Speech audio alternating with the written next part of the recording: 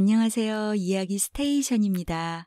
오늘은 우리에게 너무나도 잘 알려진 소설 심청전을 이야기해 드릴게요.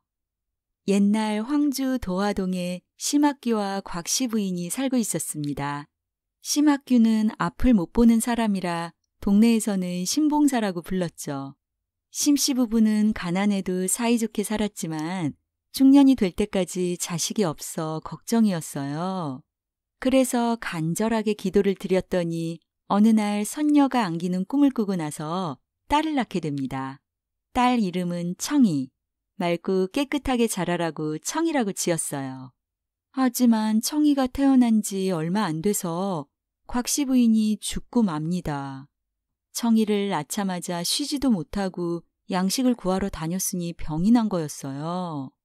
그러니 혼자 청이를 키우게 된 신봉사는 젖동량을 하러 다니는데 워낙 불쌍하니까 마을 아줌마들이 다 도와주더라고요. 그렇게 무럭무럭 큰 청이는 예쁘고 효심이 깊어서 어린 나이에도 아버지를 이끌고 다녔어요. 심지어 6, 7살 때부터는 동냥도 하러 다니고요. 더 크면서는 바느질도 하고 남의 집 빨래, 반찬도 해주면서 살림을 꾸려나갔죠. 청이가 엄마를 닮아 손재주가 좋았거든요. 그러니 마을에서는 청이를 칭찬하는 소문이 자자했어요. 그러다 심청이 15살이 되자 하루는 장승상 부인이 청이를 부릅니다. 어마어마한 부자의 심성도 고운 장승상 부인은 청이를 수양딸로 삼고 싶어 하더라고요. 하지만 청이는 눈물을 흘리며 아버지를 봉양하고 싶다고 부인의 제안을 거절하네요. 그러니 장승상 부인도 그 효심에 감동해서 옷감에 음식까지 싸서 청이를 집에 보내줘요. 한편 심학규는 해가 져도 딸이 오지 않자 마중을 나갑니다. 하지만 앞을 못 보니까 여기저기 막 헤매다가 그만 개울에 빠져버려요. 허우적대면서 소리쳐도 아무도 없는 그때 마침 지나가던 몽은사 스님이 이 소리를 듣고 심학규를 구해주게 되죠. 그러면서 공양미 300석을 부처님께 올리고 열심히 기도하면 눈을 뜰 수 있을 거라고 하는 거예요. 그러니 심학규가 귀가 번쩍 뜨이죠. 물론 딱 봐도 너무 가난하니까 스님이 말리는데도 심학규는 눈을 뜨게 해준다는 말에 혹해서 덜컥 약속을 해버려요. 그래 놓고서는 돈을 어디서 마련하나 걱정하는 사이에 심청이가 집으로 돌아옵니다. 심청이는 장승상 부인이 싸준 음식을 차려드리지만 아버지가 잘 드시지 못하니까 왜 그러는지 물어봐요. 그랬더니 심학규가 스님과 약속한 내용을 다 이야기하죠. 그런데 너무나 착한 심청이가 아버지, 지성이면 감천이라고 하는데 제가 반드시 마련해 볼게요. 걱정 마세요. 이러네요. 그날부터 심청이는 새벽마다 기도하고 아침이면 일하러 나가는 고된 생활을 반복해요. 그러던 어느 날 집을 나서는 길에 사람들이 외치는 소리를 듣게 됩니다. 그 소리는 바로 15살 된 처녀를 비싼 값에 산다는 소리였어요. 아니, 사람을 돈 주고 산다고? 뭔가 이상하잖아요. 그래서 심청이 자세히 물어보니까 그 사람들이 남경 뱃사람들이거든요. 근데 뱃사람들이 인당수를 지날 때마다 벼락이 치고 배가 뒤집혀서 엄청 고생했었나 봐요. 그러다가 재물을 바치면 바다가 잠잠해진다는 소문을 듣고 이번에 재물이 될 만한 처녀를 비싼 값에 사겠다고 한 거예요. 아, 그러니 심청이가 공양미 300석에 대한 얘기를 하면서 자기를 사가라고 합니다. 뱃사공들은 딱하긴 하지만 바로 나서는 사람이 있으니 300석을 몽은사로 날라다 주기로 약속해요. 그리고 심청이에게 다음 달 보름에 함께 떠나자고 하죠. 하지만 청이는 아버지에게 300석을 받고 장승상댁 수양딸로 들어간다고 거짓말을 합니다. 차마 사실대로 말씀드릴 수가 없는 거예요. 심학규는 사정도 모르고 청이가 좋은 집안 수양딸로 간다고 좋아하기만 하네요. 그러니 혼자 슬퍼하며 이별을 준비하는 청이.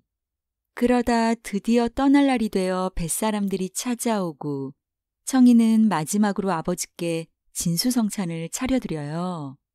그리고 이젠 자신이 팔려간다는 사실을 다 털어놓죠. 아이고, 그러니 심학규는 울며 불며 못 보낸다고 소리를 지르다 기절하고 동네 사람들이랑 장승상 부인도 청이를 붙잡으면서 너무너무 슬퍼하더라고요. 하지만 청이는 아버지를 잘 부탁한다는 말만 남기고 뱃사람들과 함께 떠납니다. 드디어 배는 두둥실 먼 바다를 향해 가는데 우리 청이의 마음속에선 슬픈 노래만 울려 퍼지네요. 그런데 배가 어느 한 곳에 도착하니까 갑자기 큰 바람에 벼락이 내리치고 높은 파도가 부딪히면서 난리가 납니다. 그곳이 바로 인당수였어요. 그러니 이제 뱃사공들은 서둘러 제물을 바칠 준비를 하고 심청이는 아버지, 못난 딸 청이는 이제 갑니다. 제발 눈을 뜨세요. 이 말을 남긴 채 치마를 뒤집어 쓰고 풍덩 물속으로 뛰어들어요. 그러자 정말 감쪽같이 물결이 잔잔해지고 안개가 걷히면서 날씨가 좋아지더라고요. 그제야 마음이 놓인 뱃사공들은 청이를 위로하며 더 멀리 떠나죠. 한편 물속으로 들어간 청이는 선녀들을 만나 용궁으로 가게 돼서 귀한 대접을 받으며 지냅니다. 그러던 어느 날 광안전에서 옥진 부인이 오신다는 말에 용궁이 발칵 뒤집혀요. 용왕을 비롯해 모든 사람들이 옥진 부인을 맞을 준비를 하고 난리더라고요. 하지만 뭐가 뭔지 모르는 청이는 멀리서 바라만 보고 있었는데 갑자기 좋은 가마에서 웬 귀부인이 내리더니 내 딸 청아 이러면서 청이를 꼭 껴안는 거예요. 알고 보니까 옥진 부인이 바로 청이 엄마 곽씨 부인이었어요. 곽씨는 세상을 뜬 후 옥황상제 은혜로 옥진 부인이 됐다가 청이 소식을 듣고 만나러 온 거였죠. 하지만 반가움도 잠깐이네요. 옥진 부인은 다시 만날 날이 있을 거라고 하면서 떠납니다. 그리고 용왕은 옥황상제의 명령에 따라 청이를 바다 위로 올려보내겠다고 하고요. 사실 옥황상제가 청이를 용궁에 잘 모시고 있다가 다시 육지로 보내라고 했었거든요. 그러니 용왕은 큰 연꽃 안에 청이와 선녀 둘을 태워 올려보내는데 순식간에 인당수 위로 번쩍 떠오르더라고요. 마침 그때 남경 뱃사람들이 장사를 마치고 돌아오다가 인당수에서 청이를 위한 제를 올리게 됩니다. 아버지 눈을 뜨게 하려고 바다에 빠져 죽은 청이의 영혼을 위로하는 뱃사람들. 그러다 문득 바다 한가운데 떠있는 큰 연꽃을 발견해 배에 싣고 돌아오게 되죠. 그 무렵 나라의 황제는 황후가 세상을 떠났는데도 다시 혼이 나지 않고 정원을 가꾸며 슬픔을 달래고 있었어요. 그래서 우두머리 뱃사공은 인당수에서 건진 연꽃을 황제에게 바칩니다. 황제는 생전 처음 보는 아름다운 꽃을 보고 너무너무 기뻐해요. 그런데 어느 날 황제가 정원을 걷고 있는데 갑자기 연꽃 봉우리 사이에서 여인 3명이 나오는 거예요. 얼마나 놀랐겠어요. 근데 여인들은 공손히 절을 올리더니 저는 용왕님이 올려보낸 심청이라 하고 저 둘은 함께 온 선녀입니다. 이러면서 그간의 사정을 다 얘기해요. 그러니 황제는 심청이를 하늘에서 보내준 배필이라고 생각하고 황후로 맞아들이게 됩니다. 그렇게 심청이 황후가 된 후 나라는 점점 더 풍년이 들어 태평성대가 이어져요. 하지만 남부러울 것 없이 살게 된 심청이의 얼굴이 어둡기만 하네요. 왜 안 그러겠어요. 아버지가 눈은 뜨셨는지 어떻게 사시는지 알 수가 없으니 근심 걱정만 가득했던 거죠. 그래서 황제와 황후는 신봉사를 찾기 위해 전국의 맹인들을 모아 잔치를 열기로 합니다. 과연 심청이 아버지가 나타날까요? 한편 심학규는 딸을 잃고 혼자서 외롭게 살고 있었는데요. 그나마 뱃사람들이 주고 간 돈이랑 곡식이 있어서 굶어 죽지는 않았어요. 그런데 마침 이웃에 이사온 뺑덕이네가 심학규의 재산에 눈독을 들이더니 후처로 들어간 거예요.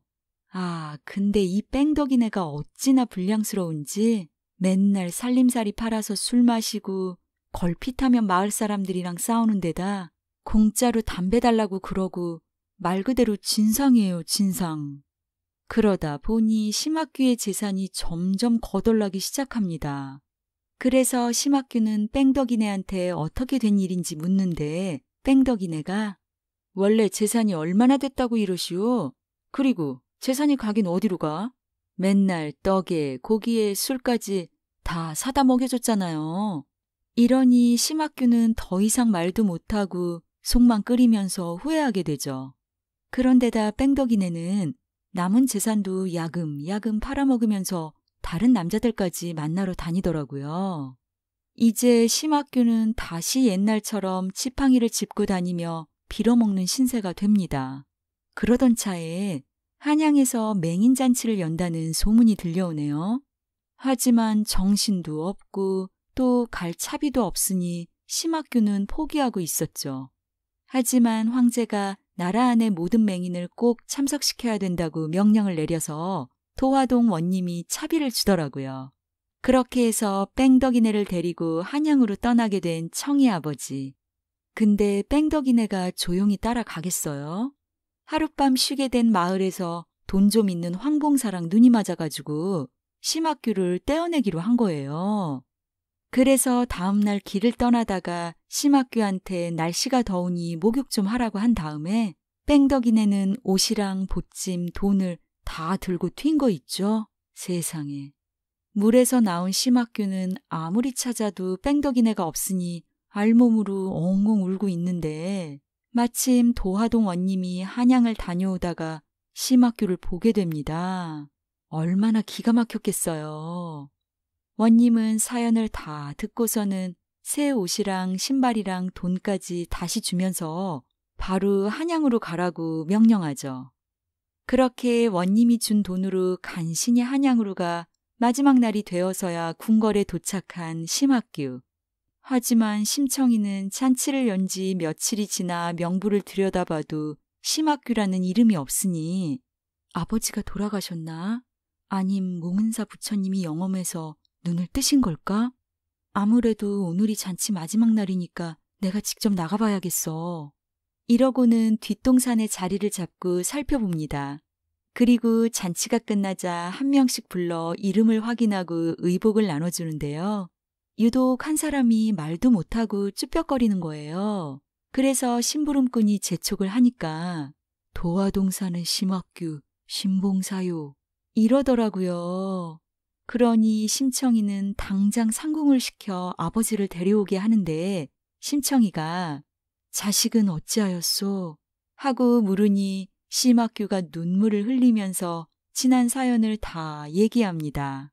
이제 심청이는 아버지, 제가 청이에요. 이러면서 달려나가고 심학규는 아니, 심청이라니? 이게 무슨 말이냐? 청이가 살아왔어? 내 딸 얼굴 좀 보자. 근데 눈이 보여야 보지. 이렇게 울고 불고 난리죠. 마침 그때 부처님의 영험함이 통한 건지 어쩐 건지 모르겠지만 답답해하던 심학규의 눈이 갑자기 번쩍 떠집니다. 눈앞에 이 세상의 모습과 딸의 얼굴이 다 펼쳐지는 거예요. 그러니 두 사람은 서로 부둥켜 안고 기뻐하다가 신이 나서 춤을 추고 노래를 부르죠. 그런데 더 신기한 일은요. 잔치에 참석한 모든 맹인들이 다 눈을 뜨게 돼서 진짜 신나는 잔치판이 벌어지더라고요. 그 후로 나라는 태평성대가 이어지고 심청이의 어진 이름도 길이길이 전해졌다고 합니다. 이렇게 심청전이 모두 끝났는데요. 사실 워낙 오랜 시간 인기를 끌었던 작품이라서 이본도 많고 또 최근에는 뮤지컬이나 애니메이션, 오페라로 만들어지기도 했대요. 막상 심청전을 이야기해드리고 나니까 뭔가 큰 숙제를 끝낸 느낌이 드는 건 왜 그럴까요? 오늘도 이야기 스테이션과 함께 해주셔서 정말 감사드립니다. 그럼 다음에 또 찾아뵐게요. 안녕히 계세요.